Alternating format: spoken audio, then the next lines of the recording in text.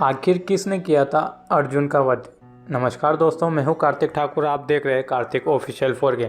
दोस्तों, आज की वीडियो में मैं आपको बताऊंगा कि अर्जुन का वध किसने किया था। महाभारत की कथा में एक प्रसंग आता है जब बब्रुवाहन एक युद्ध में अपने ही पिता अर्जुन का वध कर देते हैं। अर्जुन ने द्रौपदी और सुभद्रा के अलावा अन्य 2 विवाह किए थे। एक थी उल्पी से, उससे पुत्र हुआ जिसका नाम इरवाना पैदा हुआ था, जिसने महाभारत युद्ध में अपनी स्वैच्छिक बलि दी थी। दूसरा विवाह किया था मणिपुर की राजकुमारी चित्रांगदा से। जी हाँ दोस्तों, उससे पुत्र बब्रुवाहन नामक पुत्र हुआ था। कहा जाता है जिसने एक युद्ध में स्वयं अपने पिता का वध किया था। महाभारत युद्ध में भीष्म पितामह के वध होने पर युधिष्ठिर को बहुत दुख हुआ। तब महर्षि वेदव्यास एवं श्री कृष्ण ने उन्हें समझाया और धर्मपूर्वक शासन करने के लिए कहा। शोक निवारण के लिए भगवान श्री कृष्ण के कहने पर महर्षि वेदव्यास ने युधिष्ठिर से अश्वमेध यज्ञ करने के लिए कहा। तब युधिष्ठिर ने कहा कि इस समय हस्तिनापुर का राजकोष खाली हो चुका है। अश्वमेध यज्ञ करने के लिए बहुत से धन की आवश्यकता होती है जो उपलब्ध नहीं है। अश्वमेध यज्ञ का आयोजन। युधिष्ठिर की बात सुनकर महर्षि वेदव्यास ने बताया कि पूर्व काल में राजा मारुति ने एक यज्ञ किया था। उसी यज्ञ में उन्होंने ब्राह्मणों को बहुत सा सोना दिया था। सोना अधिक मात्रा में होने के कारण ब्राह्मण अपने साथ नहीं ले जा पाए थे। वह सोना आज भी हिमालय पर मौजूद है। उस धन से अश्वमेध यज्ञ किया जा सकता है। महर्षि वेदव्यास की बात सुनकर युधिष्ठिर ने ऐसा ही करने का निर्णय लिया। महर्षि वेदव्यास के कहने पर पांडवों ने हिमालय की ओर प्रस्थान किया। वहाँ महर्षि के बताए अनुसार राजा मारुति के धन को प्राप्त कर लिया। फिर धन लेकर पांडव हस्तिनापुर आए। अश्वमेध यज्ञ आरंभ किया गया। पांडवों ने शुभ मुहूर्त देखकर अश्वमेध यज्ञ का शुभारंभ किया। अर्जुन को अंगरक्षक बनाकर अश्व को छोड़ दिया। वह अश्व जहाँ भी जाता अर्जुन उसके पीछे जाते थे।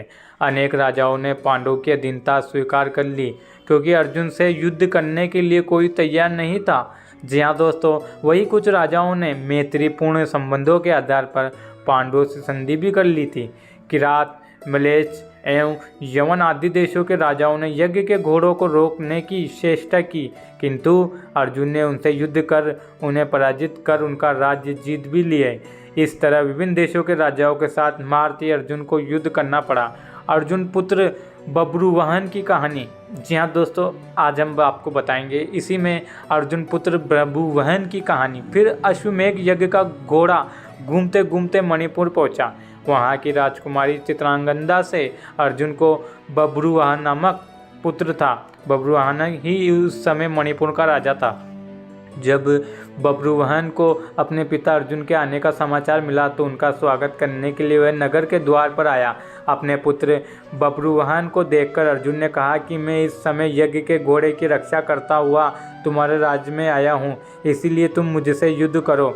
जिस समय अर्जुन बब्रुवाहन से यह बात कह रहा था उसी समय नागकन्या उल्पी भी वहाँ आ गई। उल्पी भी अर्जुन की पत्नी थी। उल्पी ने भी बब्रुवाहन को अर्जुन के साथ युद्ध करने के लिए उकसाया। अपने पिता अर्जुन व सौतेले माता उल्पी के कहने पर अर्जुन पुत्र बब्रुवाहन युद्ध के लिए तैयार हो गया। अर्जुन और पुत्र बब्रुवाहन में भीषण युद्ध होने लगा। अपने पुत्र का पराक्रम देखकर अर्जुन बहुत प्रसन्न हुए। अर्जुन और अर्जुन पुत्र बब्रुवाहन के बीच युद्ध इस प्रकार हुआ। बब्रुवाहन उस समय युवक ही था।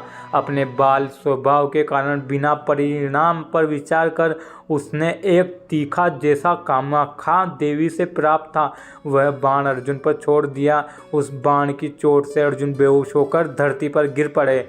बब्रुवाहन भी उस समय तक घायल हो चुका था। वह भी बेहोश होकर जमीन पर गिर पड़ा। तभी वह बब्रुवाहन की माता चित्रांगदा भी आ गई। अपने पति व पुत्र को घायल अवस्था में धरती पर पड़ा देख उसे बहुत दुख हुआ। चित्रांगदा ने देखा कि उस समय अर्जुन के शरीर पर जीवित होने का कोई लक्षण नहीं दिख रहे थे। अपने पति को मृत अवस्था में देखकर वह फूट फूट कर रोने लगी। उसी समय बब्रुवाहन को होश आ गया। जब उसने देखा कि उसने अपने पिता की हत्या कर दी है तब उससे बहुत ही ज़्यादा शोक हुआ। अर्जुन की मृत्यु से दुखी होकर चित्रांगद और बब्रुवाहन दोनों ही अपराह्न उपवास पर बैठ गए। अर्जुन वध के बाद कैसे जीवित हुई अर्जुन? जी हाँ दोस्तों, अर्जुन मरने के बाद वापस कैसे जीवित हुआ ये भी मैं आपको इस वीडियो में बताऊंगा। जब नाग कन्या उल्पी ने देखा कि चित्रांगदा और बब्रुवहन अमरण उपवास पर बैठ गए तो उसने संजीवन मणि का स्मरण किया। उस मणि के हाथ में आते ही उल्पी ने बब्रुवहन से कहा कि यह मणि अपने पिता अर्जुन की छाती पर रख दो।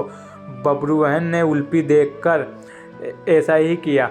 वह मणि छाती पर रखते हुए अर्जुन जीवित हो उठे।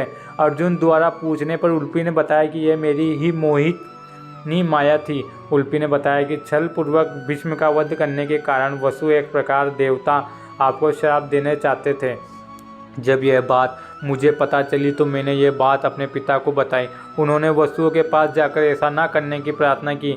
तब वसुओं ने प्रसन्न होकर कहा कि मणिपुर का राजा बब्रुवहन अर्जुन का पुत्र है। यदि वह बाणों से अपने पिता का वध कर देगा तो अर्जुन को अपने पाप से छुटकारा मिल जाएगा। आपको वसुओं के शाप से बचाने के लिए ही मैंने यह मोहिनी माया दिखलाई थी। इस प्रकार पूरी बात जानकर अर्जुन पुत्र बब्रुवहन और चित्रांगदा भी प्रसन्न हो गई।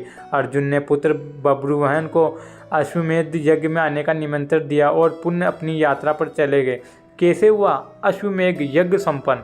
इस प्रकार अर्जुन अन्य देशों के राजाओं को पराजित करते हुए पुनः हस्तिनापुर लौट आए। अर्जुन के आने की खबर सुनकर युधिष्ठिर एवं श्री कृष्ण बहुत प्रसन्न हुए। तय समय पर उचित स्थान देखकर यज्ञ के लिए भूमि का चयन किया गया।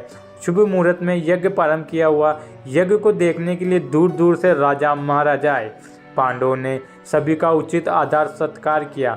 अर्जुन पुत्र बब्रुवहन, चित्रांगदा एवं उल्पी भी उस यज्ञ में शामिल होने आए।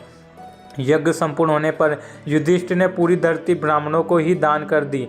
तब महर्षि वेदव्यास ने कहा कि ब्राह्मणों की ओर से यह धरती में पुण्य तुम्हें वापस करता हूँ, इसके बदले तुम सभी ब्राह्मणों को स्वर्ग दे दो। युधिष्ठिर ने ऐसा ही किया। युधिष्ठिर ने सभी ब्राह्मणों को 3 गुना सोना दान में दिया। इतना दान पाकर ब्राह्मण भी तृप्त हो गए। ब्राह्मणों ने पांडवों को आशीर्वाद दिया। इस प्रकार अश्वमेध यज्ञ संकुलन संपन्न हो गया। तो दोस्तों मुझे आशा है कि आप सभी को ये वीडियो पसंद आई होगी। अगर वीडियो पसंद आई है तो इसको लाइक ज़रूर करें और हमारे चैनल पर नए हैं तो चैनल को ज़रूर सब्सक्राइब करें। धन्यवाद।